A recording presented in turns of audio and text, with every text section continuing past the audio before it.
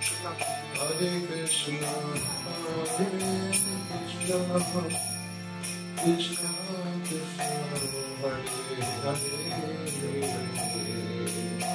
Hare Rama, Hare Rama,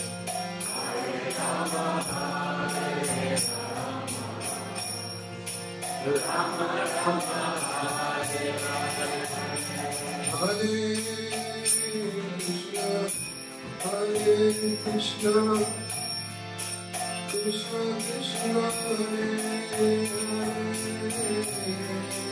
Hare Rama, Hare Rama, Rama Rama, Hare Hare,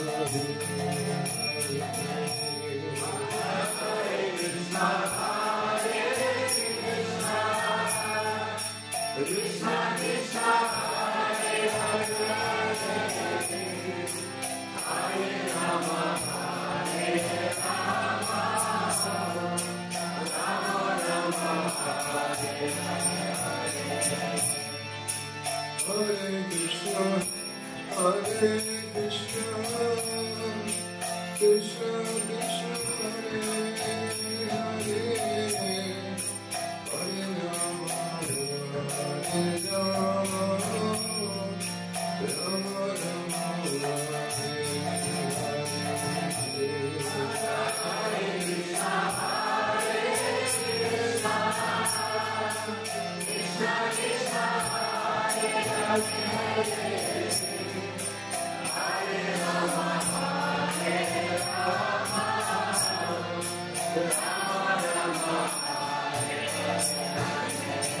Krishna,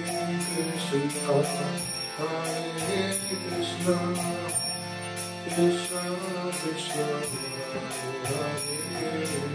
Hare, Hare Rama, Hare Rama, Rama Rama, Hare Hare Krishna, Hare Krishna, Krishna Krishna, Hare Hare, Hare Rama, Hare Rama, Rama Rama, Hare Hare, Hare Krishna, Hare Krishna, Krishna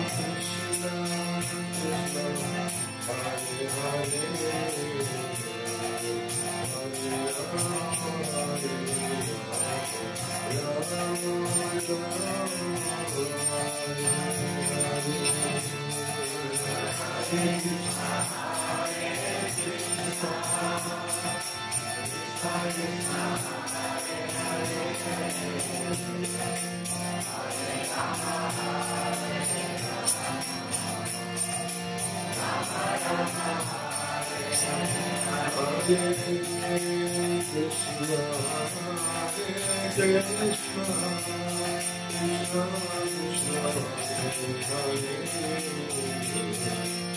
Hare Rama, Hare Rama,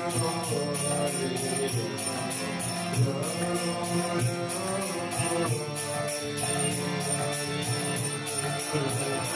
Krishna, Hare Krishna,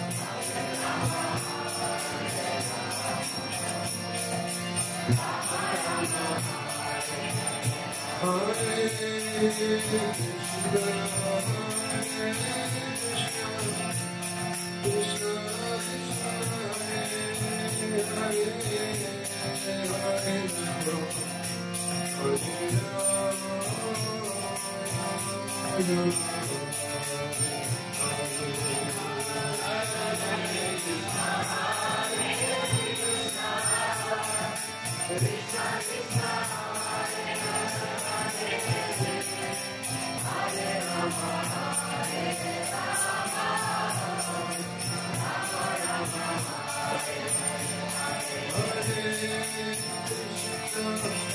Hare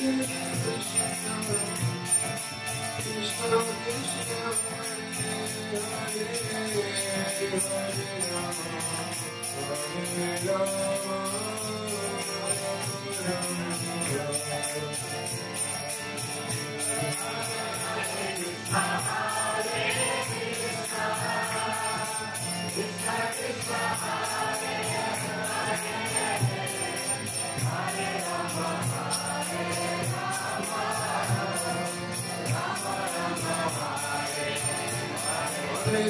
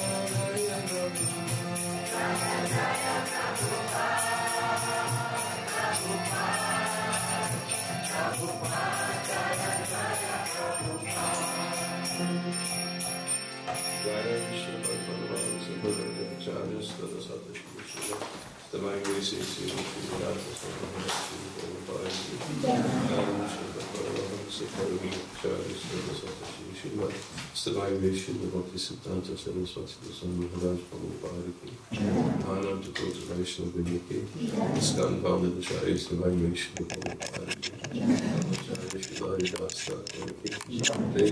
Shri Krishna Chaitanya Purnitananda Shri Vedik Astroloji Shri Srila Krishna Gopa Gopanath Sham Kundaradakali Giri Govindam Ki Shri Vrindavan Dham Ki Shri Lavaki Mayapur Dham Ki Ganga Mayi Ki Munamayi Ki Tulsi Devi Ki Bhakti Devi Ki Kirtan Yoga Ki Sankirtan Ki Samaveta Bhakti Govinda Ki Gopimananda Glory is to the Son of the devotees, glory is to the Son of the devotees, glory is to the Son of the devotees, glory is to Shri Shri Guru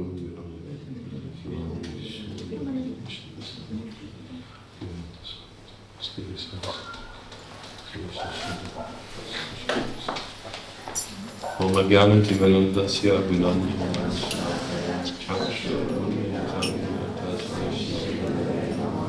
Ukam Kurti Vachalam Angam Langaya Jayavi Yatpipa Tamaham Shivam Dinatadam Nama Om Vishnu Padaya Krishna Krishaya Bhutale Shrimate Bhakti Siddhanta Sarasvati Namaste Saraswati Devi Goranga Yoga Nirmase Shashavyavani Pasachari Satarani Jai Shri Krishna Chaitanya Prabhu Nityananda Shri Advaita Gadadhara Shivasani Gaura Bhakta Hare Krishna Krishna Krishna Hare Hare Hare Rama Rama Rama Hare Hare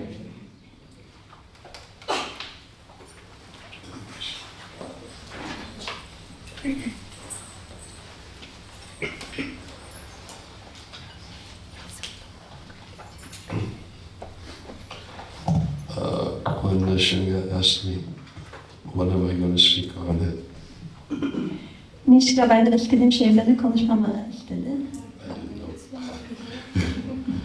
Bilmiyorum ben de. So I just said I'm going to read some quotes from Amrita Vani. Ben de Amrita Vani'den bazı alıntılar yapacağımı, okuyacağımı söyledim. Many wonderful quotes from Srila Bhakti Siddhanta Sarasvati Thakur, which are very relevant to our spiritual lives. Bunlar Srila Bhakti Siddhanta Sarasvati Thakur'dan bizim hayatımızda çok ilişkili olan bir takım alıntılar olacak. And the particular quote that I was going to begin with today is very relevant. Ve özellikle bugün ilk olarak okuyacağım kıta çok ilişkili bizimle. Because the first quote is about the purpose for conducting festivals. Çünkü bu ilk kıta festivaller düzenlemenin amacıyla ilgili. Srila Bhakti Siddhanta Sarasvati Thakur gave 5 points, which as the purposes for having festivals. Srila Bhakti Siddhanta Sarasvati Thakur festivaller düzenlemenin 5 temel amacından bahsediyor. So I thought, since this is a festival, it might be good to discuss these points. Bu da bir festival olduğu için bu noktaları konuşmanın faydalı olacağını düşünüyorum. However, I decided that I'm going to try to present this reference in a different way than I have in the past. Ama bu referansı geçmişte yaptığımdan daha farklı bir şekilde sunmaya karar verdim. I'm also going to include some things from Srila Prabhupada, Srila Prabhupa'dan bağlı şeyleri dahil edeceğim. which ultimately culminated in my participation in the festival in 1976 in Mayapur. Ve bu da benim de 1976 Mayapur'da festivallerine katılma niyetimle örtüşüyor. And there were various events which led up to that event, which was the last time I saw Prabhupada, was in 1976. Bu da benim Srila Prabhupa'dayı son görüşümdü aslında ve ondan önce bir olay gerçekleşmişti. And one of the events was directly connected with me and Prabhupada.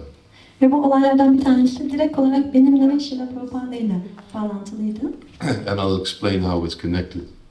Ve şimdi bunun nasıl benimle bağlantılı olduğunu But it was açıklayacağım. a very important lesson that I learned and Prabhupada taught me.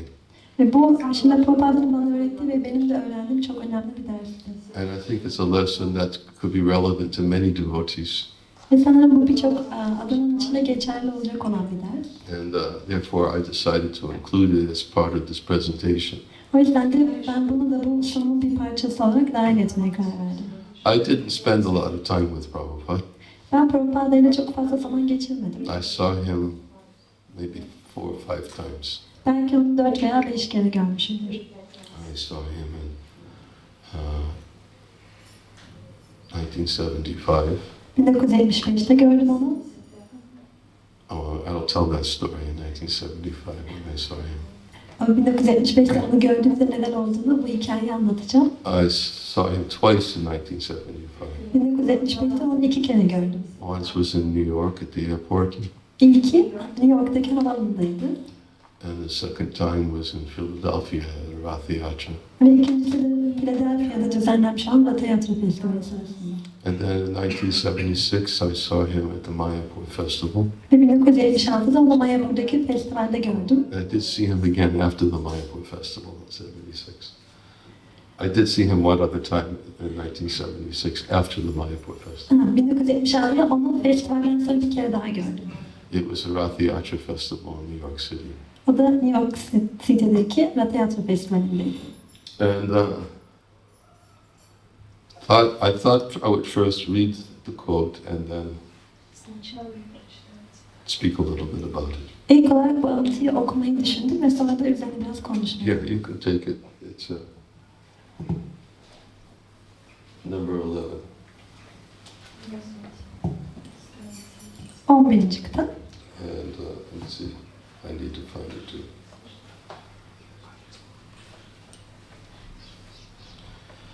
These quotes were taken by a disciple of Srila Bhakti Siddhanta Sarasvati Thakur, extracted from letters and lectures.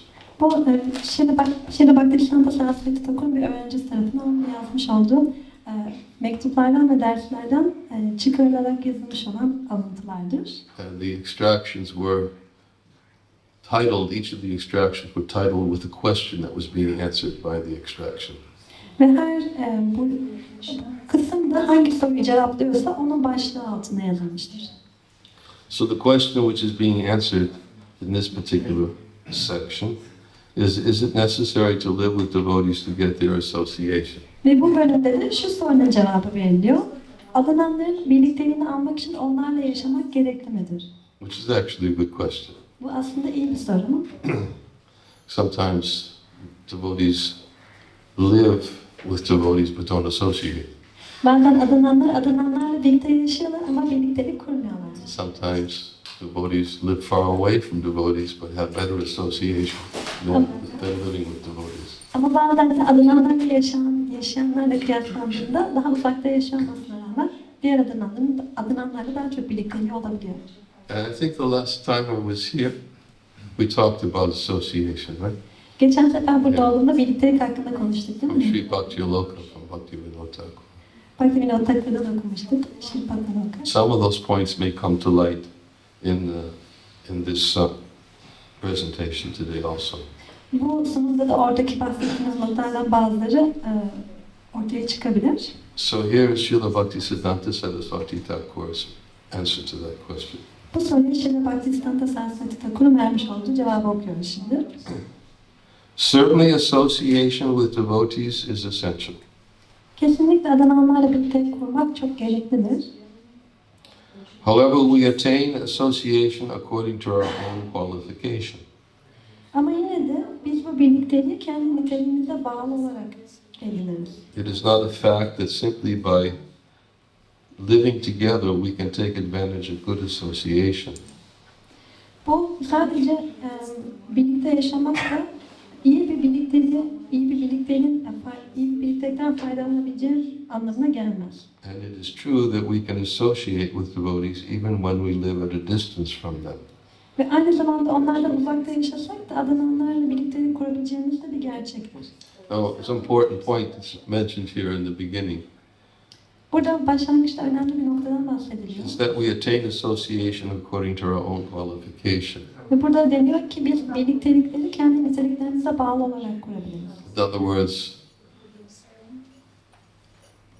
according to our qualification, it depends how much we'll derive benefit from association. Burada aslında söylenmek istenen şey biz kendi niteliğimize bağlı olarak bu birliktelikten fayda sağlayacağımızdır. I've just read a story just recently about Srila Bhakti Siddhanta Sarasvati Thakur. Geçenlerde Srila Bhakti Siddhanta Sarasvati Thakur'la ilgili olarak okuduğum bir hikayeden bahsedeceğim. It was about a person, I think his name was, he was a diplomat, a very important person. I think it was Malavya, Mr. Malavya. Mr. Malavya'dan bahsediyor. Çok önemli bir diplomatmış kendisi. And he was in charge of a university and he was also a diplomat. Hem bir diplomatmış hem de bir üniversitenin idaresinden sorumluymuş. And he had very important position. Ve çok önemli bir pozisyona He sahipmiş. was very attracted to Srila Bhakti Siddhanta Sarasvati Thakur Ama Srila Bhakti Siddhanta Sarasvati Thakur'a çok çekim duyuyormuş. because he found that Srila Bhakti Siddhanta Sarasvati Thakur practically was like a living encyclopedia. Çünkü o Srila Bhakti Siddhanta Sarasvati Thakur'un aynı yaşayan bir ansiklopedi gibi olduğunu düşünüyormuş. And he could answer the most intricate philosophical spiritual questions which were of interest to him. Ve kendisinin ilgisini çeken çok zor olan felsefi ve spiritüel soruların cevabını verebiliyormuş. So he used to visit him on occasion and Srila Bhakti Siddhanta Sarasvati Thakur would give him some association. Ve bazen Srila Bhakti Siddhanta Sarasvati Thakur'u ziyaret ettiğinde onun birlikteliğini alıyormuş. One time he had some questions which were very important to him, very, very relevant, and he decided he would try to schedule another visit with Srila Bhakti Siddhanta Saraswati to ask those questions. Ve bazen bir keresinde kendisi için çok önemli olan bazı sorular varmış kafasında ve bunların cevabını alabilmek için Srila Bhakti Siddhanta Sarasvati Thakur'la bir görüşme ayarlamaya karar And vermiş. he came before Srila Bhakti Siddhanta Saraswati Thakur and expressed his interest, his desire to meet with him and to ask these very important questions. Ve Srila Bhakti Siddhanta Sarasvati Thakur'a bu arzusunu dile getirmek istemiş ve bu çok önemli soruları sormak istediğini belirtmiş. And Srila Bhakti Siddhanta Saraswati Thakur dismissed his appeal for a meeting to get his questions answered. Ve Srila Bhakti Siddhanta Sarasvati Thakur da onun bu isteğini göz ardı etmiş. Yani bu soruları sorma isteğini. Instead, he directed him to go and spend time with some brahmacharis who were polishing the brass. Onun yerine gidip o sırada bakır parlatan bazı brahmacharilerle birliktelik kurmasını önermiş. They were pujaris, and part of their pujari service was to make sure that all the brass was very well kept. Onlar pucari servisi yapıyorlarmış ve görevlerinden birisi de bu bakırların çok iyi bir şekilde parlatıldığına emin olmakmış. And Mr. Malavi said that, I don't think they're going to be able to answer the kind of questions I have. Could you please answer the questions for me? Mr. Malavi de demiş ki benim sormayı düşündüğüm soruları onlara cevaplayabileceğini zannetmiyorum. Lütfen size cevaplar mısınız benim sorularıma? Bhakti Siddhanta Saraswati Thakur said, no, you have to go there if you want your questions answered. Bhakti Siddhanta Sarasvati Thakur demiş ki hayır, eğer sorunun cevabını almak istiyorsan onlara git. So he tried to be submissive to Srila Bhakti Siddhanta and he went to the pujaris. O da Srila Bhakti Siddhanta Sarasvati Thakur'a itaatkar olmak istedi ve brahmacharilerin yanına gitti. And when he approached the pujaris, they were busy polishing the brass, and he said he had some important questions to ask them. Ve yaklaştığında Brahmacariler bu bakırları cilalamakla meşgullerdi ve o da bazı önemli soruları olduğunu belirtti. And the pujaris looked at him, and they could see he was a very influential man. Ve Pujariler de ona baktılar ve onun çok etkili bir kişi olduğunu görebiliyorlardı. And they said, yes, you'll have all your questions answered, but first help us polish the brass. Ve dediler ki evet bütün soruların cevabını alacaksan ama önce bize bu parlatma işine yardımcı ol. So Mr. Malavia, he said, okay, and they had a lot of brass, and he spent a significant amount of time polishing the brass with the pujaris. Ve Mr. Malavi de tamam dedi ve bayağı çok parlatacak olan bakır malzeme vardı ve oldukça uzun bir süre harcadı onlarla beraber. And while he was polishing the brass, he began to realize that many of his questions were being answered, and he was thinking about them. Ve düşündüğü sorular o sırada cevaplandığını fark etti. And the pujaris simply said to Mr. Malavia, said, so, have your questions been answered? Pujariler de Mr. Malavi'ye dediler ki soruların cevabını aldın mı? And he said, yes, questions have been fully answered, thank you very much. Ve o da dedi ki evet sorularım tamamıyla cevaplandı, çok teşekkür ederim. He went back to Srila Bhakti Siddhanta Sarasvati Thakur and he asked him, so your questions have been answered? Ve o sonra şimdi Bhakti Siddhanta Sarasvati Thakur'a geri gitti. O da dedi ki dedi soruların cevabını aldın mı? And he said, yes, all my questions were answered. Evet dedi o da evet bütün soruların cevabını aldım. This is a good example about qualification for association. Ve bu birliktelik için gerekli olan nitelikle ilgili çok iyi bir örnek. That in order to be very qualified to take the most advantage out of association, there has to be service. Ve bir birliktelikten en iyi şekilde faydalanabilmek için hizmet olması gerekir. Without a service mentality, it's very, very difficult to understand. Bir hizmetkar bakış açısına sahip olmadığımızda anlamak çok çok zor olacak. And Srila Bhakti Siddhanta Saraswati Thakur tried to impress that upon him by saying, no, you go over there and ask the pujaris if you want answers to your questions. Ve Bhakti Siddhanta Sarasvati Thakur da bu noktayı vurgulamak istediği için git dedi pujarilere sor, bütün soruların cevaplanacak.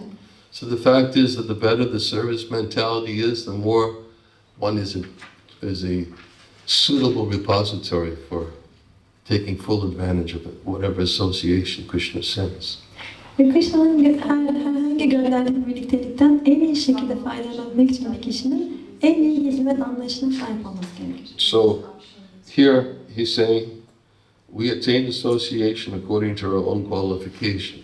Burada deniyor ki biz kendi niteliğimize bağlı olarak birliktelik elde ederiz. It's not a fact that simply by living together we can take advantage of good association. Ve sadece birlikte yaşamakla iyi bir birliktelikten faydalanamayız. And it is true that we can associate with devotees even when we live at a distance from them. Ve adınanlardan uzakta yaşıyor olsak da onlarla birliktelik kurabileceğimiz de bir gerçektir. Association does not necessarily mean living in the same room. Birliktelik illa da aynı odada yaşamak anlamına gelmez. However, living with devotees makes it easier to hear from them. Yine de adınanlarla birlikte yaşamak onlardan duymayı kolaylaştırır. Whereas such hearing is more difficult over a distance. Uzakta olduğumuzda böyle bir şekilde duymak daha zor olacaktır. We conduct festivals in the temple to give everyone the opportunity to associate with devotees. Biz tapınakta herkese adınanlarla birlikte kurma fırsatı vermek için festivaller düzenliyoruz. So here are the 5 principles. Ve şimdi 5 tane ilke geliyor. First is to opportunity to associate with devotees. İlki adınanlarla birliktelik kurma fırsatı. To destroy their attachment for material life. Onların maddi yaşama duydukları bağlılığı ortadan kaldırmak. Did anybody come here with that purpose in mind? Buraya bu amaçla gelen kimse var mı aklında? Usually it's not part of our purposes attending festivals. Bazen bu festivallere katılma amacımızın bir parçası olabiliyor. Usually it's good prasadam. Genelde iyi prasadam için geliyoruz. Good association, yes. İyi birliktelik, evet. So we don't usually put on our list of accomplishments that we want to have our material life destroyed. Ama genelde başarmak istediğimiz şeylerden bir tanesi maddi yaşamla ilgili bağlarımızı ortadan kaldırmak olmuyor. But nonetheless, Srila Bhakti Siddhanta Saraswati Thakur gives it as one of the purposes for conducting a festival. Ama yine de Srila Bhakti Siddhanta Sarasvati Thakur festivaller düzenlemenin amaçlarından bir tanesi olarak bunu belirtiyor. To display compassion for all living entities. Bütün canlı varlıklar için sevecenlik göstermek, merhamet göstermek. Somebody may question how is it this festival is an opportunity to display compassion for all living entities. Birisi bu soruyu sorabilir, nasıl festival düzenlediğinizde bütün canlı varlıklara karşı sevecenlik göstermiş oluyorsunuz? I'm going to talk about that in relationship to Mayapur Festival 1976.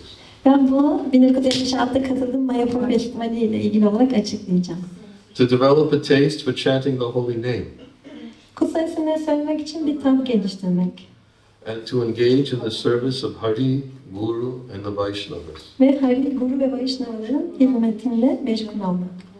The month's main purpose in holding festivals, reciting Srimad Bhagavatam and discussing Hari Katha, is to awaken the soul's constitutional propensity to serve Krishna. Mata'nın festivaller düzenlemek, Srimad Bhagavatam okumak ve Hari Katha üzerine konuşmak için Mata'nın festivaller düzenlerken, Srimad Bhagavatam'ı okurken ya da Hari Katha üzerine konuşurken esas amacı ruhun Krishna'ya hizmet etmeye karşı duyduğu doğal eğilimi uyandırmaktır. If we hear Hari Katha and the association of devotees, we revive awareness of our constitutional position and attain the ultimate goal of life. Eğer biz adamlarla birlikteliğinde Hari Katha duyarsak, o zaman bu esas pozisyonumuzu ve hayatın gerçek amacına ulaşma farkındalığımızı canlandırmış oluruz. As I said, I wanted to speak a little bit about an experience I had with Srila Prabhupada. Ben Srila Prabhupada ile yaşamış olduğum bir deneyimi anlatmak istediğimden bahsetmiştim. Although Prabhupada never directly instructed or directly chastised me. Prabhupada bana direkt olarak talimat vermemesine veya direkt olarak beni azarlamamış olmasına rağmen He was very instrumental in teaching me a very important lesson. o bana çok önemli bir dersin öğretilmesinde bir araç olmuştu. And the lesson that I had learned was in 1975. Ve bu dersi de 1975'te öğrendim. Now, I had moved into the temple in 1973. Ben 1973'te tapınağa taşınmıştım. And I was already first and second initiated before I even physically saw Prabhupada. Ve Srila Prabhupa'yı fiziksel olarak görmeden önce birinci ve ikinci inisiyasyonlarımı almış bulunuyordum. Many times people ask me, did you first meet Srila Prabhupada? Çoğu zaman insanlar bana Srila Prabhupada ile ilk olarak ne zaman karşılaştın diye soruyorlar. I tell them the first time I met Prabhupada was 1973. Ve ben de ilk olarak bunun 1973'te gerçekleştiğini söylüyorum. Where was it? Nerede? In the bookstore, yes. In the Kitapçıda, evet. people ask what was Prabhupada doing in the bookstore. İnsanlar da Prabhupa'nın kitapçıda ne yaptığını soruyorlar. And my answer is always surprises them. Ve onları her zaman şaşırtıyor benim cevabım. I said he was sitting on a shelf. Rafta oturuyordu diyorum.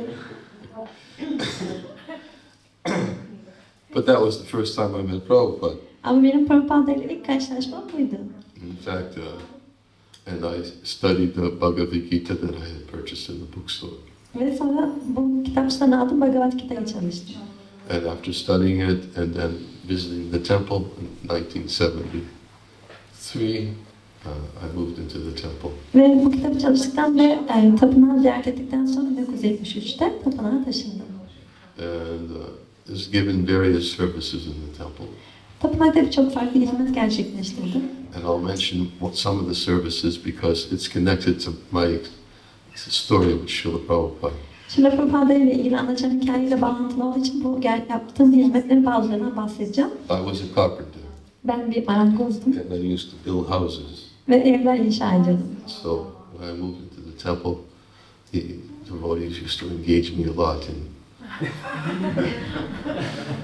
fixing up the temple. Ve ben tapınağa taşındığımda adananlar da beni tapınağa tamir etmem için meşgul ediyorlardı. I was only 20 years old, but I had a lot of experience. Daha 23 yaşındaydım ama çok tecrübem vardı. So, anyways, then I started going on book distribution. Sonra kitap dağıtımına çıktım. And I did book distribution and on and off between 1973 and 1975. Ve 1973'te, 75'te bazen arada dursam da devamlı kitap dağıtımı yaptım. And in 1975, Srila Prabhupada I was distributing books quite regularly. Kitap dağıtımına oldukça düzenli bir şekilde çıkıyordum. And in those days, book distribution, I'm sure Sri Maharaj must have told stories of book distribution in the 1970s. Eminim 1970'lerde kitap dağıtımının nasıl olduğuna dair Srila Sami size bazı hikayeler anlatmıştır. Prabhupada definitely engaged us according to our propensities. Kesinlikle Prabhupada bizi eğilimlerimize göre meşgul ediyordu. And had us fully engaged in his mission of publishing and distributing his books everywhere. Ve kitaplarının basılması ve her yere dağıtılması konusunda bizi tamamıyla meşgul ediyordu. And for many of us who joined in those early years, book distribution, we could understand was Prabhupada's life and soul. Ve biz ilk olarak harekete başlangıçta katılanlar kitap dağıtımının Prabhupa'nın her şeyi olduğunu anlayabiliyorduk. And Prabhupada was trying his best to make us qualified for his association by fully engaging us. Ve bizi tamamıyla bununla meşgul ederek Prabhupada onun birlikteliği için uygun bir şekilde nitelikler kazanmamıza çabalıyordu. Which meant that we went out in the morning at 9 o'clock in the morning, and we'd return in the evening at 9 o'clock in the evening after distributing books for at least 10 hours a day. Ve günde 10 saat kitap dağıttıktan sonra sabah 9'da çıkıp akşam 9'da tapınağa geri dönüyorduk. And that was every day. Ve bu her gün gerçekleşiyordu. And including Sundays. Ve pazarlarda dahildi. When we were traveling, we used to have our own Sunday feasts. Ve biz yani yolda olduğumuz için kendi pazar şeyimizi yaptık, ziyafetimizi yaptık. We would distribute part of the day on Sunday, and then in the afternoon we would have a little feast of fruit. Günün yani ilk kısmında kitap dağıtıyorduk, sonra da akşamüstü ziyafet olarak meyve yiyorduk. So Prabhupada was somehow trying to make us qualified for his associations with bread. Burada okuduğumuz gibi şimdi Prabhupada bir şekilde bizi kendi birlikteliği için uygun hale getirmeye çalışıyor. By keeping us fully engaged in his service, which was of course the mission was given to him by Srila Bhakti Siddhanta Sarasvati Thakur. Tabii ki kendisine Srila Bhakti Siddhanta Sarasvati Thakur tarafından verilmiş olan misyonunda bizi kendi hizmetini devamlı olarak meşgul ediyor. So in 1974, we had purchased a building for a new temple in Boston. 1974'te Boston'da bir yeni bina aldık tapınak yapmak için. And it was a very prestigious building. Ve bu çok prestijli bir binaydı. And the reason why it was prestigious, it was in a very prestigious location in Boston. Şimdi bunun nedeni de onun Boston'da çok prestiji yüksek bir bölgede bulunuyor olması. Our GBC showed Srila Prabhupada a picture of the Boston temple. Ve bizim aracılığımızda Srila Prabhupa'ya bu Boston'daki tapınağın bir fotoğrafını gönderdi. It was not a temple yet, it was just a building. Yani henüz bir tapınak haline gelmemişti, sadece bir binaydı. And there was a lot of work that was needed to be done to make it into a temple. Ve yani onun bir tapınak haline gelmesi için yapılması gereken daha çok iş vardı. So you can imagine what my service was. Tabii ki benim hizmetimin ne olduğunu tahmin edebilirsiniz. Myself and one other devotee who was much better carpenter than I was. We had to tear down walls, put up walls, do so many things. Benim de bir arkadaşım ki o benden çok daha iyi bir marangozdu. Duvarları yıkmamız gerekiyordu, tekrar duvarlar yapmamız gerekiyordu. But in 1975 I went back out on book distribution. Ama 1975'te tekrar kitap dağıtmaya başladım. But when Prabhupada saw the picture of the building, Prabhupada said, "This is a very impressive building." He said, "I will come to your temple next year." Ama Srila Prabhupada bu binanın resmini gördüğü zaman bu çok prestijli bir bina dedi. Ben gelecek sene sizi görmeye geleceğim. But he didn't give any fixed date at the time. He just said he was going to come to the temple. O tapınağa geleceğini söyledi ama tam bir tarih belirtmedi. Then in 1975, when I was out on book distribution, 1975'te ben kitap dağıtmaya çıktığımda Srila Prabhupada gave his date of arrival to Boston in August 1975. 1975'te Ağustos'ta Srila Prabhupada Boston'a geleceğinin haberini verdi. And the temple president, he called me. Ve tapınak başkanı beni aradı. I was on traveling sankirtan. Ben yani yolculuk yapıyorduk Sankirtan And takımıyla he said, beraber. we know when Srila Prabhupada is coming to the temple. Dedi ki biz Srila Prabhupa'nın ne zaman tapınağa geleceğini biliyoruz. And we want you to come back and prepare his quarters for him. Ve senin geri dönüp onun odasını hazırlamanı istiyoruz. So I was a little bit of a, I don't know how to describe myself. I was a little bit challenging. Bu benim için biraz zor oldu. And I tried to challenge the temple president at the time. I was saying, well, don't you think Prabhupada would rather me be out distributing his books than come back and fix up his quarters? Dedim ki Tapınay Başkanı, sence Prabhupada ben kitap dağıtmaya devam etsem daha memnun olmaz mı onun odasını hazırlamak yerine? So I challenged the president and it said that I think it's more important that I stay out and distribute his books. Ve bu şekilde Tapınay Başkanı'na karşı çıktım ve dedim ki bence benim onun kitaplarını dağıtmam onun için daha önemli olacak. And I suggested there are other devotees who could prepare the quarters. Ve dedim ki onun odasını hazırlayabilecek olan başka adamlar da var. So he said to me, well, why don't you just come back and we'll discuss it? Ve o da bana dedi ki neden geri dönmüyorsun? Bunun üzerine konuşalım. So I took a bus back to Boston. Ben de bir otobüse binip Boston'a döndüm. And we walked into the building and walked up to the second floor. Ve binaya girdik, sonra ikinci kata çıktık. And the temple president took me into 2 rooms that were previously just used for prasadam. Tapınak Başkanı beni daha önce prasadam dağıtmak için kullanılan 2 tane odaya götürdü.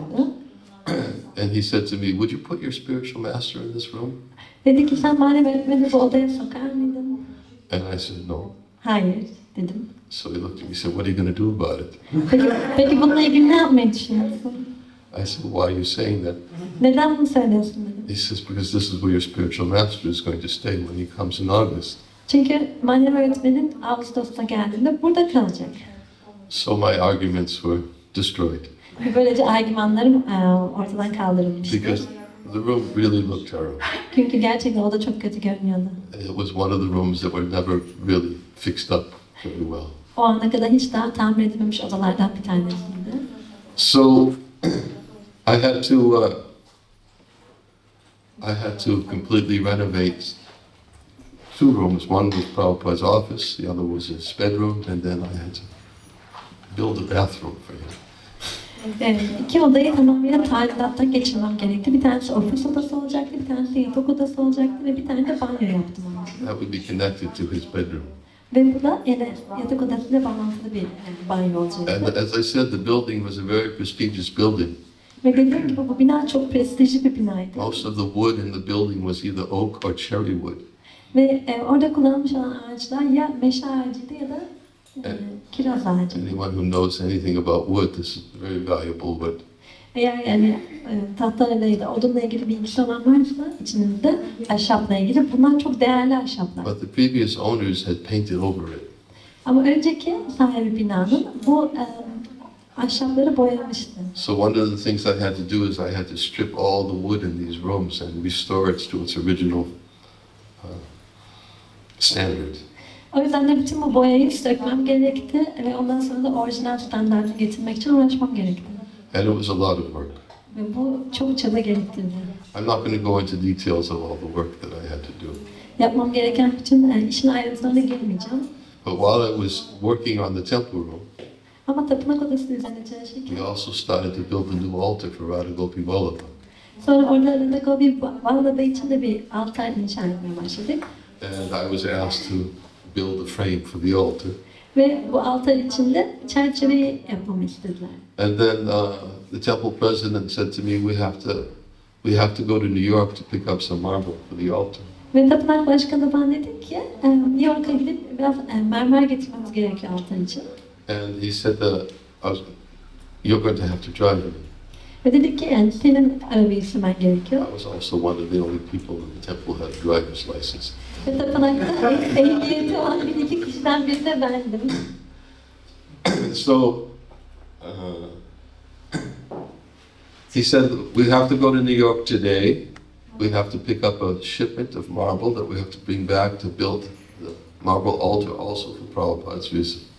Ve dedik ki bugün New York'a gitmemiz gerekiyor. Oradaki bir mermer siparişimiz var. Onu alıp buraya getirmemiz gerekiyor. Prabhupa'nın ziyareti için bu altarı da hazırlamamız gerekiyor. And we drove. New York was distance about 225 miles. 225 mil uzaktaydı New York.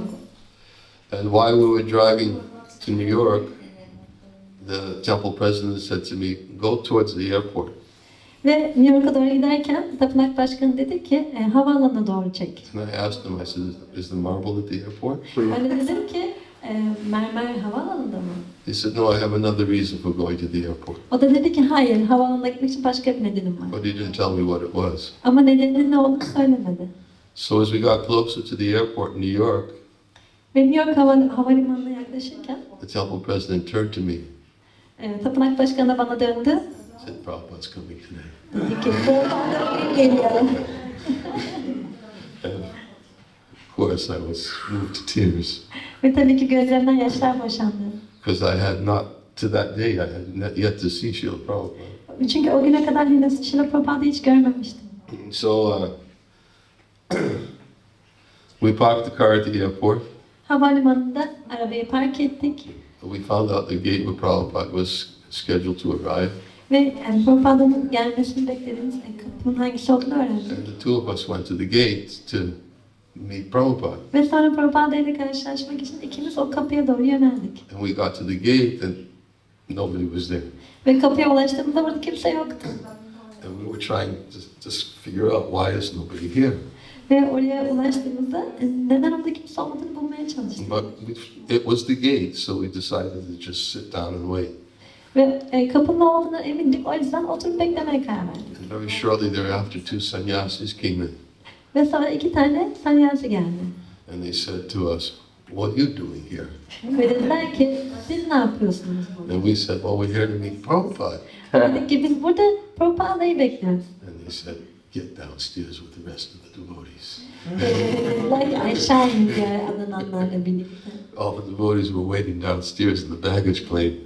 Bütün diğer adananlar bagajdan alındığı bölgede bekliyorlar. There was about 100 devotees down there having a kirtan for him. Aşağıda 100 tane adanan vardı ve Prabhupada için kirtan yapıyorlardı. And there were only a few designated devotees who were supposed to meet him at the airport.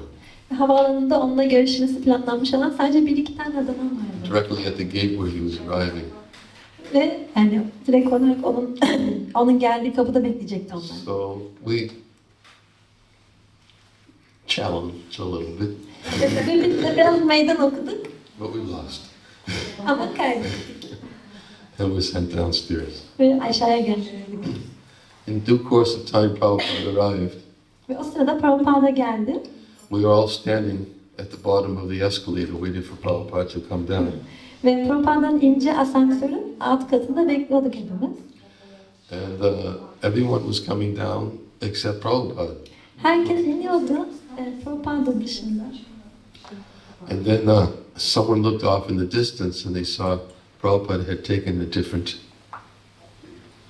escalator to come down the Ve stairs. birisi ileriden baktı, gördü ki Prabhupada aşağı inmek için başka bir asansöre binmişti. And all the devotees, when they saw Prabhupada, they immediately, like a swarm of bees, they were jumping over the carousels, the baggage carousels, pushing aside Niranjana's cartels. We all went to meet Prabhupada. Ve onu gördükleri anda adananlar bir arı sürüsü gibi oraya doğru koşmaya başladılar ve önlerine gelen her şeyi de kenara itiyorlardı. Mirdangalar çalmaya başladı. And then, of course, it was my first time seeing Prabhupada. Tabii ki bu benim Prabhupa'da ilk görüşümdü. I cried. Ben ağladım. Immediately fell on the ground, prostrated myself to him. Hemen yere eğildim ve kendimi hürmetlerimi sundum. And then we went upstairs where Prabhupada had a press conference. Ve sonra yukarıya çıktık. Orada bir basın açıklaması yapacaktı Prabhupada. And I got to sit and listen to Prabhupada while he was being interviewed by reporters. Ve röportaj yapan kişiler ona sorular sorarken ben de oturuyordum orada. And then Prabhupada was walking out to the car. The devotees were getting ready to drive him back to the New York temple. Ve Prabhupada arabaya doğru yöneldi ve adananlar da onu New York tapınağına götürmek için hazırlanmışlardı. And I had the most profound experience, Ve orada en sıra dışı deneyimi which yaşadım. appeared to me to defy physical laws. Which appeared to me to defy physical laws. Ve o anda gördüğüm şey benim için fizik kanunlarını reddeden bir şeydi. Prabhupada was walking with his cane, Prabhupada bastonuyla yürüyordu. and I was running behind him. Ben onun arkasından koşuyordum and I couldn't keep up with him. ve onu yakalayamadım. And I asked the devotees afterwards, have you ever had this experience before? Ve ben sonra adamdan sordum, hiç siz böyle bir şey yaşadınız mı diye. And many devotees said they experienced it many times. Ve birçok adanan da aynı şeyi birçok kere yaşadıklarını Prabhupada's söylediler. feet didn't touch the ground. Prabhupa'nın ayakları yere dokunmuyordu. He defied physical laws. He was moving so quickly with his cane, I couldn't keep up. O fizik kanunlarına karşı çıkıyor gibiydi yani. O kadar hızlı yürüyordu ki bastonuyla yere dokunmuyordu. So then Prabhupada got in the car and then they drove back to the New York airport. Ve sonra Prabhupada arabaya bindi ve New York tapınağına doğru yola çıktılar. And we jumped into our vehicles and everybody then tried to get to the car next to Prabhupada's car so they could see Prabhupada inside the car. Biz de arabalarımıza doğru gittik ve herkes Prabhupa'nın arabasına yakın olan arabada oturmaya çalışıyordu onu Our görmek için. temple president told me to get behind this car. When this car moves, immediately come in.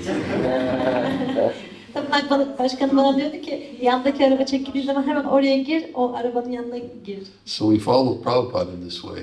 Biz bu şekilde Prabhupa'yı takip We ettik. got next to his car. I had to keep my eye on the road. Ben yola bakmak zorundaydım, o yüzden bakamıyordum ama hemen onun arabasının yanına yani yaklaşmıştık. But the temple president got his second darshan with Prabhupada as we were driving next to Prabhupada in the car. Biz arabayla Prabhupa'nın arabasının hemen yanında olduğumuz için tapınak başkanı ikinci kez bir darshan alabildi. We went back to the temple and we greeted Prabhupada again and offered Guru Puja. Biz tapınakta tekrar Prabhupa'yı karşıladık ve Guru Puja sunduk ona. And I very quickly discovered that there was no marble being picked up for the altar. Ve çok hızlı bir şekilde anladık ki altar için bir mermer siparişi yoktu This aslında. is a story that was made up to get me to go to see Prabhupada for the first time. Bu tapınak başkanının ilk defa Prabhupa'yı görebilmem için uydurduğu bir hikayeydi.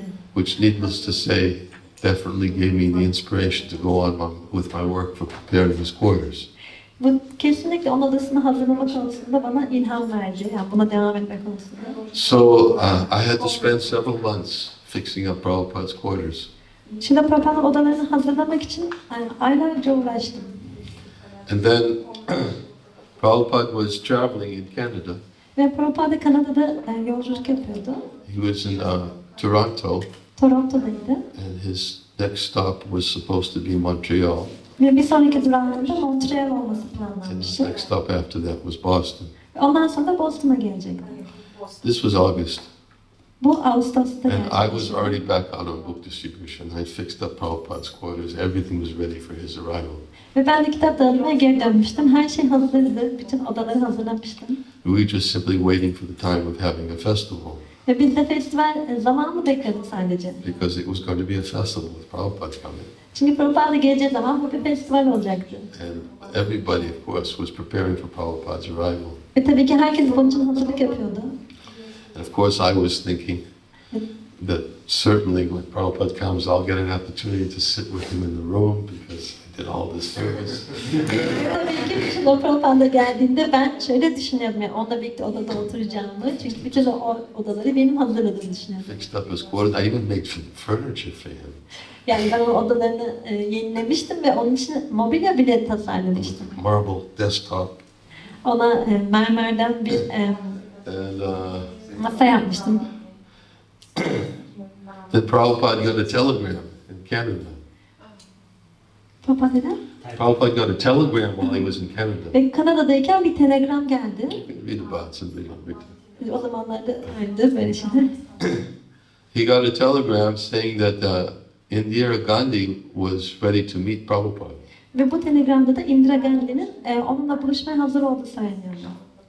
And Prabhupada very much wanted to meet with her, Ve Prabhupada da onunla buluşmayı çok istiyordu. because many devotees were going to India and they weren't able to get long-term visas. Çünkü birçok adına Hindistan'a giderken uzun dönem vize almayı başaramıyorlardı. So he'd been trying to arrange this meeting with Indira Gandhi for quite some time to ask her to help getting long-term visas for his disciples. Öğrenciler için bu uzun dönem vizeleri alabilmek için Indira Gandhi ile çok uzun bir süredir buluşmayı istiyordu. So Prabhupada was in Toronto at the time. He went to Montreal. O zaman Toronto'daydı ve Montreal'a geçti. Just spent the night there. Ve sadece bir gece kaldı orada. And then flew to India. Sonra Hindistan'a uçtu. And he didn't come to Boston. Ve Boston'a gelmedi. As I said, there was a story, there's a purpose, there was a story to be learned, a lesson to be learned from this whole story. Benim için bu hikayeden öğrenecek olan bir ders vardı. Because after Prabhupada went to India, and he could have his meeting with Indira Gandhi, which was not so successful. Çünkü sonra Prabhupada Hindistan'a döndü ve Indira Gandhi ile buluşmayı başardı ama çok başarılı geçmedi görüşme. And that was in 1975. Ve bu 1975'teydi. 1976, he didn't come to Boston. 1976'da Boston için gelmedi. In 1977, he didn't come. He was, of course, 1977 was the year Prabhupada spent in India because his health was so bad. 1977'de de gelmedi. Çünkü Srila Prabhupa'nın sağlığı çok kötü bir durumdaydı ve Hindistan'da geçirdi o süreyi. And the only place he really visited was London. Ve ziyaret ettiği tek yer de Londra oldu. So I had to learn a very important principle. Ben burada çok önemli bir ilke öğrenmek zorunda kalmıştım. That there's no loss in rendering service, even if it seems the spiritual master hasn't accepted. Manevi öğretmeniniz bunu kabul etmemiş gibi görünse bile hizmet etmekte hiçbir kayıp yoktur. This is the lesson that Srila Prabhupada taught me. Srila Prabhupa'nın bana öğrettiği ders buydu. And although maybe it wasn't directly an instruction that he had given to me, I took it as a direct instruction. O belki bana direkt olarak bunu talimat olarak söylemedi ama ben bunu direkt bir talimat olarak aldım. That in the execution of our service is supposed to be aimed towards pleasing the spiritual master. Biz hizmetimizi gerçekleştirirken bunu manevi öğretmenimizi memnun etmek için yapmalıyız. There's no loss or diminution in rendering service in this consciousness. Ve bu bilinçte bir hizmet yapıldığı zaman bunda hiçbir zaman bir kayıp olmayacaktır. And by rendering service in this consciousness, it protects one from the most dangerous type of fear. Ve bir kişi eğer bu bilinçte bir hizmette bulunursa bu onu en tehlikeli olan korkudan koruyacaktır. Someone may say you did all that work for months and months for Prabhupada and you never saw it. Ve bir kişi diyebilir ki aylarca bir hizmette bulundu onun için ama Prabhupa'yı göremedi. Does that mean it was a wasted effort? Peki bu onun boşa harcanmış bir çaba oldu anlamına mı We geliyor? should never think there are wasted efforts in Krishna consciousness. Biz hiçbir zaman Krishna bilincinde boşa harcanacak olan çabalar olduğunu düşünmemeliyiz. This is the lesson Srila Prabhupada taught me. Srila Prabhupa'nın bana öğrettiği ders buydu. As much as I cried when Prabhupada didn't come, Ben ne kadar ağladıysam da Prabhupada gelmediği için. and as much as it really affected me that I wasn't able to be there with Prabhupada when he would offer him the fruit of all my work. Ve ben bütün işimin meyvesini ona sunamamış olsam da ve bundan dolayı çok üzülmüş olsam da One of the purposes of the festival is to destroy our attachments. ama festivallerin amaçlarından bir tanesi de bizim bağlılıklarımızı ortadan kaldırmaktır. And we had planned a big festival for Prabhupada's arrival in Boston. Ve biz Boston'da Prabhupa'nın gelişi için büyük bir festival planlamıştık. But Prabhupada didn't come and the festival didn't really take place. Ve Prabhupada gelmediği için bu festival de gerçekleşmedi. But the festival did take place the following year, Ama bu şekilde aslında festival gerçekleşti. where I got to see Srila Prabhupada again. Ve ben o zaman Prabhupa'yı tekrar görme fırsatı elde ettim. And that was in Mayapur Ve bu da Mayapur'daydı. in 1976. 1976'da. Many devotees went from America to see Prabhupada for that festival. Birçok adadan Amerika'dan Prabhupa'yı görmek için bu festivale gitmişlerdi. And Prabhupada was emphasizing that it was very, very important for his disciples, who especially those who were preaching in the West, to go to India to have their spiritual batteries recharged. Srila Prabhupada özellikle de Batı'da Krishna bilincini yaymakta olan öğrenciler için Hindistan'a gidip tekrar pillerini doldurmanın çok önemli olduğunu vurguluyordu. When Prabhupada didn't come to Boston in August of 75, I was already back out and distributing books. Ve 1975'te Prabhupada Boston'a gelmediğinde söylediğim gibi ben tekrar kitap dağıtımına çıkmıştım. And we were engaged as in the ways I already described. and distributing his books. Ve onun kitaplarını dağıtma konusunda daha önce belirttiğim şekilde biz tamamıyla bununla meşgul bir durumdaydık. And we were working many long hours every day. Ve her gün çok uzun saatler çalışıyorduk. And then when it came time to go to Mayapur in 1976, Ve 1976'da Mayapur'a gitme zamanı geldiğinde that was the time that Radha Damodar was very popular in America. o zaman Radha Damodar'ın Amerika'da çok popüler olduğu bir dönemde. There were hundreds of Radha Damodar devotees who were going to Mayapur that year. Ve o yılda birçok Radha Damodar adananı vardı Hindistan'a gitmek They were için. also distributing books all day, every day. Onlar da her gün kitap dağıtıyorlardı. And we went on a plane, Boeing 747, Air India.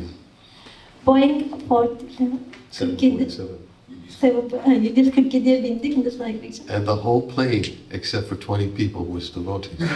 Ve uçaktaki 20 kişi dışında herkes adanandı. This was going to be a festival of festivals. Bu bütün festivallerin festivali olacaktı bildi. And while we were flying from New York to London, Ve New York'tan Londra'ya doğru uçarken we were having Mangal Arati on the plane. biz uçakta mangalareti yapıyorduk. And Niranjana Svami was there with his chota Govinda. Niranjana Svami de Goranga mortileriyle uçaktaydı. And he put the deities in business class. Ve o mortilerini business class'a And all the koymuştu. devotees were circumambulating inside the plane Ve bütün adananlar da uçakta during Mangal onun Arati. etrafında dönüyorlardı ve arati yapıyorlardı. And we were having a kirtan. Biz kirtan yapıyorduk. And we were dancing. Ve dans ediyorduk. Plane wasn't affected. Eldeki uçağa bir şey olmadı. And then after Mangal Arati, Sonra mangalareti'den sonra then the loudspeaker system was handed over to Vedik Swami, who gave Srimad Bhagavatam class. uçaktaki ses sistemi Revati Svami'ye verildi. Bu şekilde o da Bhagavatam dersine başladı. And as I said, there were only 20 people on the whole plane who were devotees. You can imagine what they were. Dediğim gibi uçakta Adana'nın olmayan sadece 20 kişi vardı. Onlar da etraflarına bakıyorlardı ne yapacaklarını şaşırdı. And then after Bhagavatam class was prasadam. Ve sonra Bhagavatam dersinden sonra prasadam vakti geldi. And everybody had their own plate. They had brought a plate of prasadam to give to everyone. Herkesin kendi tabağı vardı ve prasadam dağıtılmaya başlandı. And then in due course of time we arrived in, I believe it was London, and then London to Bombay. O sırada Londra'ya varmıştık ve oradan da Bombay'e devam ettik. In Bombay we arrived at the airport, and we had Mangal Arati in the airport. Yine Bombay'e geldiğimizde havaalanında mangalareti yaptık. It's not like it is now. Şimdiki gibi değil. Airports were very simple airports. Şimdiki gibi değildi o zaman. Yani havaalanında çok basitlerdi. But we were going to get the fruit of our hard efforts to get the association with Srila Prabhupada. Ve bütün bu yani yoğun çabalarımızın meyvesini almak üzereydik. Srila Prabhupada ile buluşacaktık. Prabhupada says one of the reasons, the purposes of the festivals to destroy our material attachments. Ve Prabhupa'nın söylediği, buradaki metinde okuyorduk. Yani festivallerin amacından bir tanesi de bizim bağımlılıklarımızı ortadan kaldırmaktır. Another is to awaken a taste and chanting the holy names of the Lord. Ve Rabbin kutsal isimlerini söyleme konusunda bir tat uyandırmaktır. Which Prabhupada definitely did beyond anyone's imagination. Ve Prabhupada bunu yani herhangi birisinin hayal gücünün ötesinde bir şekilde That was the gerçekleştiriyor. year, it was the famous year when Prabhupada would stop, would circumambulate Radhamadava, he would stop and then he would ring the bell. Ve bu Radha Madhava'ya etrafında dönerken Srila Prabhupa'nın durup da zili çaldığı yıldı. And when he would ring the bell with one hand and with his left hand, he would raise it and raise it and raise it, asking us to dance higher and higher and higher. O bir taraftan sağ eliyle bu zili çalarken sol eliyle de bize daha yükseğe, daha yükseğe, daha yükseğe doğru dans etmemizi He was söylüyordu. just like a conductor conducting a symphony. Aynı bir senfoni orkestrasını yöneten bir kişi He gibiydi. had total control of everyone. Herkesi tam olarak kontrol ediyordu. The devotees were circumambulating Radhamadava, and then Prabhupada would stop at the bell, ring the bell and lift his hand, and the devotees would jump higher, higher, higher, and even higher, and adananlar adım adamın etrafında dönüyorlardı ve Srila Prabhupada bir taraftan zili çalarken bir taraftan da eliyle yükseğe doğru kaldırmaya başladığında adananlar gittikçe daha yükseğe zıplamaya başladılar. So Srila Prabhupada definitely in his presence, of course, we chanted, we had kirtan, awakened a taste for the holy name of the Lord. Tabii ki Srila Prabhupāda'nın yanındayken biz Mahamantra'yı söylüyorduk ve aynı zamanda kirtan yapıyorduk ve böyle bir tadı geliştiriyorduk. And of course, by such a taste, awakening of such taste, he was gradually destroying the attachments within the heart of his followers. Ve tabii ki onun takipçilerinin kalbindeki bütün bağları da yavaşça bu tat uyandığında ortadan kaldırıyordu. As I explained how my first effort in service to him was my attachment to the fruit was immediately destroyed. Prabhupada showed me that one should not be attached to the fruit of your activities.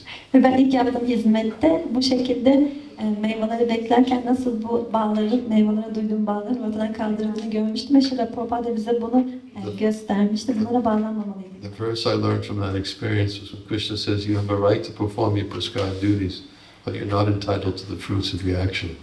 Ve burada ilk öğrendiğim şey aslında senin görevlerin, belirlenmiş olan görevlerini yerine getirme hakkın vardır diyordu Krishna. Ama bunlardan dolayı herhangi bir itibara bağlanmamalısın. Never consider yourself to be the cause of the results of your activities and never be attached to not doing your duty.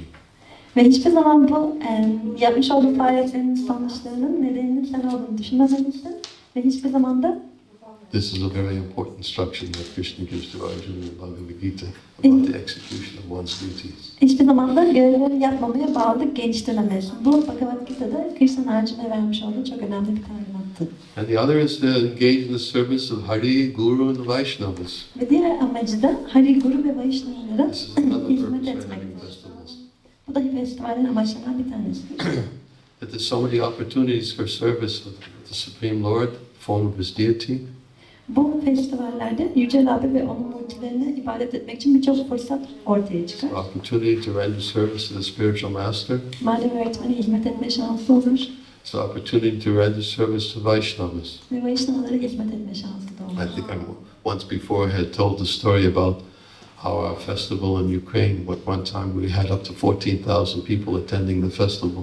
Belki bundan bahsetmiştim bir keresinde Ukrayna'daki festivalde 14.000 katılımcı olmuştu. This was 2013. Bu 2013'te There were oldu. 14,000 people there. 14.000 kişiydik orada. And the motto of the festival is Vaishnava Seva. Ve o zaman o festivalin konusu da Vaishnava Seva'ydı. The devotees would attend the festival always looking forward to the opportunity for Vaishnava Seva. Ve o festivale katılan bütün katılımcılar da Vaishnava Seva için bir fırsat kolluyorlar. People will wait all year long for Vaishnava Seva. Oradaki insanlar bütün yıl boyunca bu Vaishnava Seva'yı beklemişler. I have this one story I always like to tell. Her zaman anlatmaktan hoşlandığım bu The devotees used to organize the cooking for this event. Bu organizasyon için yemeği ayarlayan adananlar vardı. Every day a different yatra would organize all the prasadam cooking and the serve out and the clean up. Her gün başka bir grup oluşuyordu. Prasadını pişirmek için, sonra sunmak için ve sonra temizlik için. They would purchase the boga. Onlar da bütün bu bogayı And satın then alıyorlardı. the next day there was another yatra that would take charge and responsibilities for Ve bir that. sonraki günde başka bir yatra bunun sorumluluğunu alıyordu. So one day, I used to go into the kitchen to check up on the devotees who were engaged in these services. Ve ben düzenli bir şekilde mutfağa gidip bu hizmetle meşgul olan adananları kontrol ediyordum.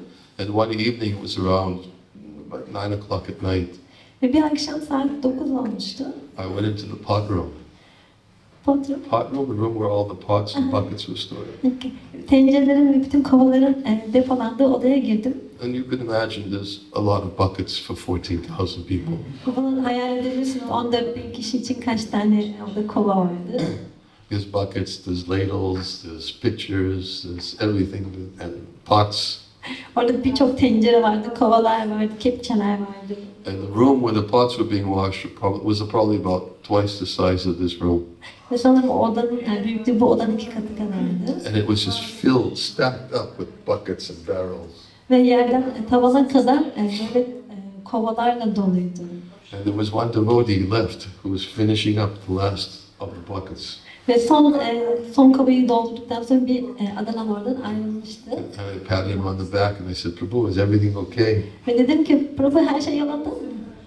And he turned to me and said, no. Hayır.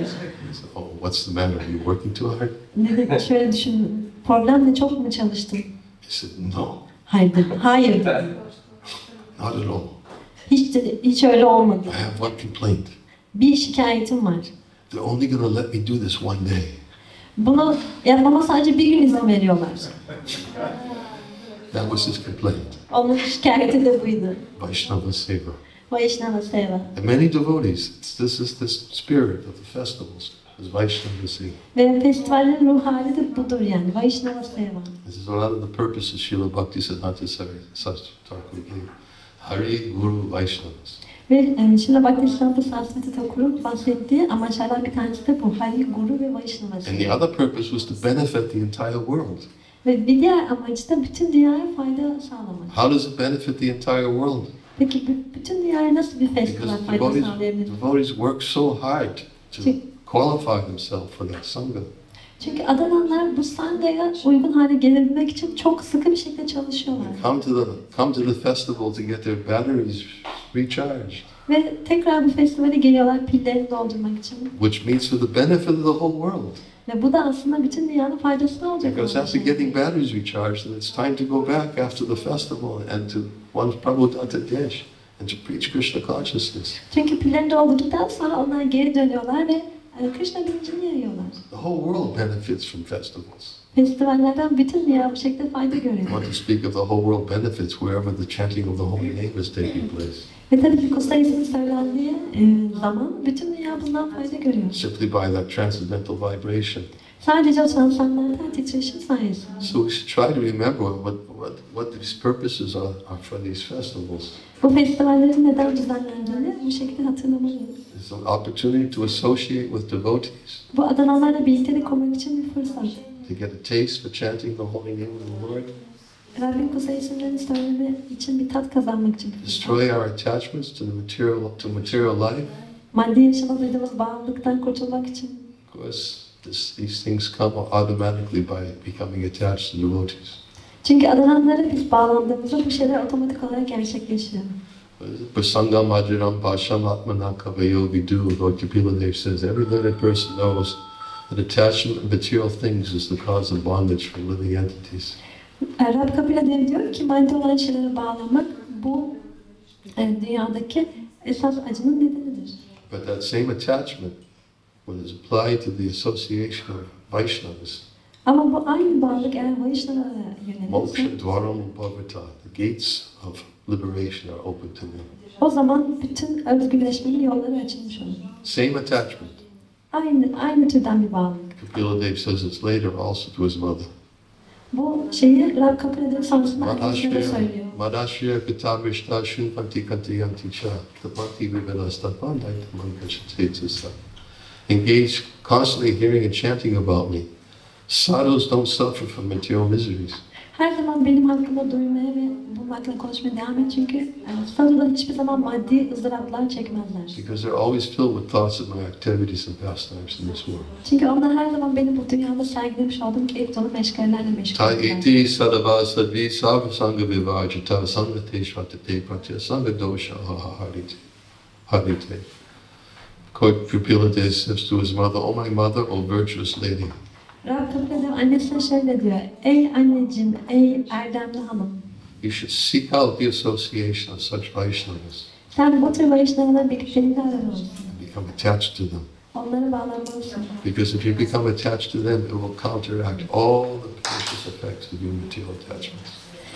Çünkü eğer onlara bağlanırsan bu bütün maddi bağlılıkların neden olduğu faaliyetleri ortadan kaldıracaktır. All these purposes are fulfilled by taking part in transcendental festivals. Ve bütün bu faydalar transcendental festivallere katılmakta sağlanır. Where the Supreme Lord and His pure devotees are glorified.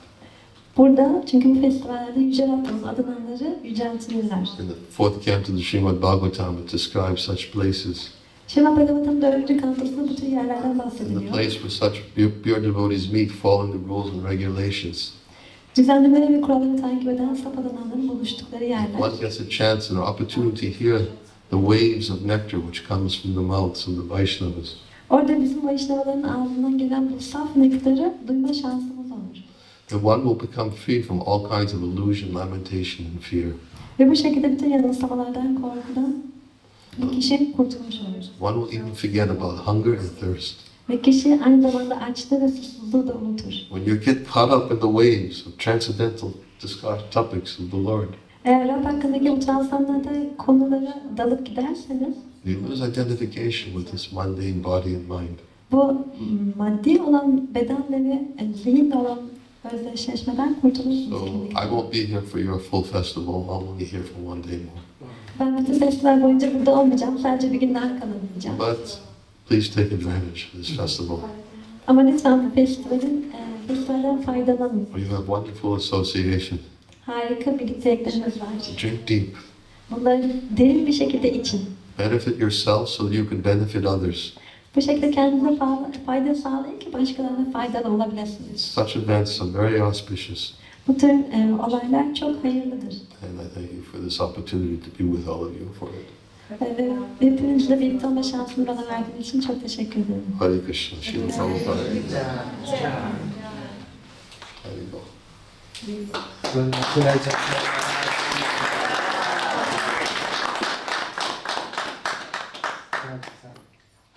I think it's supposed to end at 9, right? Should I leave time for questions? Or? Çok mu demiştik? One question. No question. We are happy if you take questions. We don't think about the breakfast. Don't. Flow of nectar. Yes. Харе Кришна, спасибо за лекцию. Очень интересные истории живые. Я хотел спросить. Thank you very much for lecture. Very interesting stories. Я хотел спросить, если преданное служение разрушает материальные привязанности, Ders için çok teşekkürler. Çok ilginç hikayelerdi. I have a question. If devotional service can destroy material attachment, Benim şöyle bir sorum var. Eğer adam bir hizmeti maddi bağları ortadan kaldırabiliyorsa, то должен быть какой-то механизм. Что это за механизм? Как он работает? so how it works? What is mechanism? How it works? The devotional service destroy material attachment. bu nasıl gerçekleşiyor? Yani bunun mekanizması nasıl işliyor? Yani adamla hizmeti nasıl maddi bağları ortadan kaldırıyor? И поскольку это очень важный момент, я думаю, Очень важно. где-то должно быть согласие. I think it is very important how devotional service destroy material attachment, and I think it is described in Bhagavad Gita. Sanırım çok önemli adamla hizmetin maddi bağları ortadan kaldırıyor olması ve bu Bhagavad Gita'da anlatılıyor. Maybe some quotes. Yes, there are quotes. Belki bazı anlatılar vardır. Shenvata Svakata Krishna Punya Shravana Kirtana Vedanchasto Yabadani Vidunoti Suhit Satam. Shri Krishna, who is the super soul in the heart of all living beings, Shri Krishna ki o herkesteki yüce ruhtur, herkeste bulunan. he cleanses desire within the heart. O kalpte bulunan arzuları temizler. Of those who develop the urge to hear his messages, Eğer bir kişi onun mesajlarını duymaya bir istek geliştirirse which are themselves virtuous when properly heard and chanted. ve onlar da düzgün bir şekilde duyulduklarında ve söylendiklerinde kendi içlerinde erdemlidirler. This verse explains how the material attachments become destroyed. Ve bu aslında maddi bağlılıkların nasıl oradan kaldırdığını açıklıyor bu kitap. When a person develops an urge to hear about Krishna, Eğer bir kişi Krishna hakkında duyma konusunda bir arzu geliştirirse, Krishna acts from within the heart to destroy the attachments. Krishna kalpte arzuları, maddi bağları ortadan kaldırmak için harekete geçiyor. And if we want to become qualified to develop that desire to hear, Ve eğer biz duymak için gereken nitelikleri geliştirme konusunda istekliysek, Shushol Shanadanasya Vasudeva Katarukshi, by serving devotees who are completely free from vice, great service is done. Eğer bir kişi tamamıyla kötülükten özgür olan bir kişiye hizmet ederse bunda çok büyük bir fayda sağlanır. By such service, one develops an affinity by hearing the messages of Vasudeva. Vasudeva'nın mesajlarını duymak için bu şekilde bir kişi arzu geliştirmeye başlar. So if we serve devotees who are freed from vice, we develop an attraction by hearing about Krishna. Eğer biz kötülükten özgür olan adananlara hizmet edersek o zaman Vasudeva hakkında duymak için arzu geliştiriyoruz. And the more we go on hearing about Krishna, transcendental topics about Krishna, Ve biz bunu daha çok yaptıkça, yani Krishna ile ilgili transandantal konu hakkında daha çok duydukça, the more Krishna will do with his work from within their heart. He'll cleanse the desire for material enjoyment from within the heart. ve Krishna o zaman kendi işini yapacaktır ve kalbimizden maddi arzuları bu şekilde temizleyecektir. We have to let him do the work. Ama bizim onun işini yapmasına izin vermemiz He's gerekiyor. ready to cleanse those detachments from within the heart if we go on hearing about him enthusiastically. Eğer biz çok hevesli bir şekilde onun hakkında duymaya arzu geliştirirsek, Krishna bu işi yapmaya çok isteklidir. But material attachments sometimes are very strong and they're hard to give up. Bazen maddi bağlılıklar çok güçlü oluyor ve onları bırakmak çok zor oluyor. Sometimes it can be even a little bit painful. Ve bazen biraz acı verici dahi olabilir. Krishna's expert. He knows how to take. Krishna çok uzman bu konuda ve onları nasıl alacağını çok iyi biliyor. He's very merciful. Yasyaham grahami harishitadanam shanai. O çok merhametli. He's very merciful to those who simply go on hearing about him. Ve eğer onu duyma konusuna devam ederlerse o kişilere karşı Krishna çok merhametlidir. He takes away according to our capacity to let them go. Ve ne kadar maddi bağlarından kurtulma kapasitesine sahiplerse ona göre o bağları We should onlardan just alır. keep faith to go on hearing about him. Sadece onun hakkında duymaya devam etme konusunda inanca sahip olmamız gerekiyor. Continue to glorify him. Ve onu yüceltmeye devam etmemiz To gerekiyor. accept whatever happens to us as his kindness, his mercy. Başımıza ne gelirse gelsin, bunun onun sevecenliğinden, onun merhametinden kaynaklandığına inanmalıyız. Mukti sadayabhat, and liberation becomes our rightful claim. Ve o zaman da özgürleşme bizim hakkımız haline geliyor ve biz bunu iddia edebiliriz. If we simply go on serving and glorifying him, Eğer biz ona hizmet etmeye ve onu yüceltmeye devam edersek, accepting whatever befalls us as his kindness and his mercy. ve başımıza ne gelirse bunu onun sevecenliği ve merhameti olarak kabul ederiz. Krishna is very eager to eradicate desires within the heart of such persons who have such faith. Bu tür inanca sahip olan kişilerin kalbinden maddi bağlılıkları çekip alma konusunda Krishna çok merhametlidir. He says that in Bhagavad Gita. Krishna bunu Bhagavad Gita'da söylüyor. Deshami varu kampatama hamagyana jamtama. Out of compassion to them, I destroy with the shining lamp of knowledge the darkness born of ignorance. Ve ben merhametimle cehaletten kaynaklanan karanlığı bilginin ışığıyla ortadan kaldırırım. From within the heart. Kalpten bunu yaparım. That person develops the urge to hear his message. Onun mesajlarını duyma konusunda istek geliştiren kişiler için Krishna bunu yapar. Take part in festival every day. Her gün festivale katılır. Doesn't Bhakti Siddhanta talks about also how a householder can make advancement at home, not just at festivals. Ve Bhakti Siddhanta Sarasvati sadece festivallerde değil, evlilik yaşamı içinde olan kişilerin her günde nasıl bu şekilde ilerleyebileceğinden bahsediyor. It begins with hearing Srimad Bhagavatam. Ve bu da Srimad Bhagavatam'ı duymakla başlıyor. Okay. Okay. So I don't know. I have to be. I'm like a child. I have to be told what to do. We cannot say anything about it. I cannot answer that question. Well, this is tomorrow. Okay, let's leave it for tomorrow. I'm giving class tomorrow also. That'll be in the afternoon. Okay. Thank you very much. Niranjana Svami Maharaj ki Jai.